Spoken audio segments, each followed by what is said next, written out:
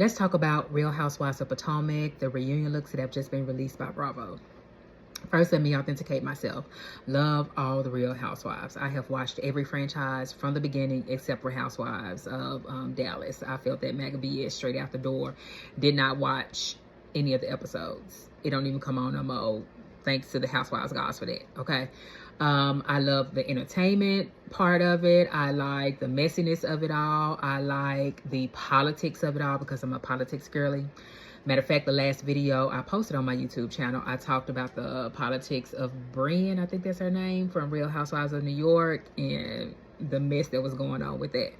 I want to talk about Giselle and all of the bullying she's doing and how she is making this season and also a lot of past seasons just unwatchable for the Real Housewives of Potomac. She is like, get her off my TV, please. That's another video for another day.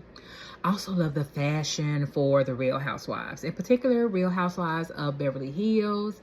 Rachel Zoe is on this current season, and I just like to look at what she has on because it just does something to me when I see people who are authentically stylish, okay? Now, boom, let's get into who I am. Kim, Memphis, Tennessee, born and raised. I also love all things fashion, style, and art.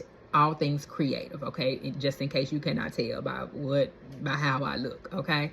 I have worked as an image consultant, a fashion stylist, a wardrobe consultant. I have styled people for photo shoots. I don't do it anymore. And I also, of course, I style myself. I'm not on social media as much, so I don't take a lot of pictures. But when I do wear something that I just love to pieces, I'm taking a picture of myself, okay? Or I'm hopping up in somebody's picture so that I can be on social media without me having to do the work. Okay, anyway, love all things. I make jewelry as well. I don't know if I said that already. So let's talk about Real Housewives of Potomac fashion looks just released. Bravo did. And I watch, on top of watching the Housewives episodes, I also like to watch commentary, reviews, and recaps and things of this nature. And people just talking about what's going on every particular episode. So, of course, on my YouTube channel, when Real Housewives stuff is released, it comes up in my timeline. So, I just saw Bravo release their looks. Everybody looked gorgeous. Everybody looked fabulous. Wendy's look was superb. Okay, she had on this metallic like snakeskin dress that was form-fitting, and she had this loose like pillowy feather coat. So the feathers, along with the texture of the dress and her skin tone, makeup. So on top of the picture that she took with the Bravo photographer, she also took her own pictures. I believe she took her own pictures. I can't say for sure this is the same photographer, but it was like a black backdrop against a black piano, and the lighting was like square straight on top of her. Absolutely stunning, but still, even with that, her look felt like it felt regular. It was classic. I loved it. Nothing wrong with it at all. But I heard that the theme for this year, and by hearing I mean that I read, that the theme for this year was wearable art. And if that's the theme, y'all, Monique, sorry, she won, okay? I'm not the biggest fan of everything about her look. I'll talk about that in a second. But to me, it was avant-garde. It was over the top. It was art deco.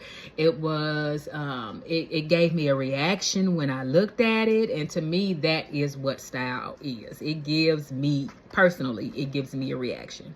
Because it's something that I feel, okay? Even when I'm picking my own outfits and my own, you know, what I'm wearing, I go according to how I feel. And to me, I felt Monique's look was the winner, okay? The look Monique had on, and I am going to insert right here the look that Monique said she was going for. So even her look had intention, which is why I appreciated what she wore. And she nailed the assignment to me. So she reminded me of a Steven Universe character. The metallic like square right here, and then her hair was in a triangle, and then the back. So what I would have changed about this look, or what I would have edited about the look, I would have, instead of the skirt, I would have given her some type of loincloth to go even further with her superhero aesthetic that she was going for. A loincloth that kind of maybe touched the floor. I don't know how much length I would have given it. Maybe not much, because her top. But anyway, to balance out the top and the bottom, I would have given her a loincloth, or I would have given her a pant, right? A pant, like a legging, or maybe a wide leg, like very structured pants. I also would have given her some type of sexy strappy shoe that showed more of the skin on her foot, because that thigh piece that she wore, that metallic, like I can't think of the name of what it would be called,